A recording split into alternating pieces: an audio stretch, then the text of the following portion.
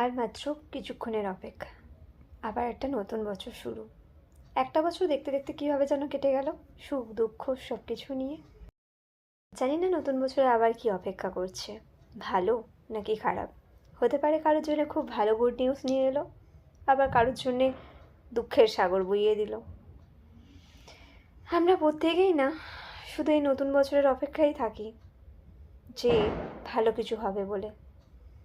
জানি না কি হতে চলেছে নতুন বছরে, তবে ঈশ্বরের কাছে কামনা করবো এটাই, যেন ভালোই হয় আর ভালো দিয়েই শুরু হয়। আমার মনে আছে সেই 2018 সাল, খুব খুশি দিয়েই যাচ্ছিল, কিন্তু হঠাৎ করে জানুয়ারি পেরোতে না পেরোতেই ঝড় উঠে গেল। সেটা সত্যি কোনোদিনও ভাবিনি। নতুন বছর মানে 2018 ডিসেম্বর টু জানুয়ারি আমার লাইফে প্রচণ্ড হ্যাপি ছিলাম, খুব খুশি ছিলাম, কারণ তখন আমার কোলে আমার বাবু আসে।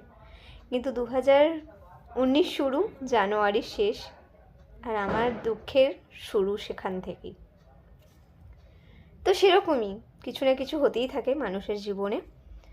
তো তোমরা যদি জানতে চাও যে সেই দুঃখটা কী, তোমরা আমাকে কমেন্ট করো, আমি নিশ্চয়ই বলবো, তোমাদের সাথে শেয়ার করব। তো আজকে এইটুকুই বলার ছিল। আর সকলকে অ্যাডভান্স হ্যাপি নিউ ইয়ার। চলো, গুড নাইট, টাটা।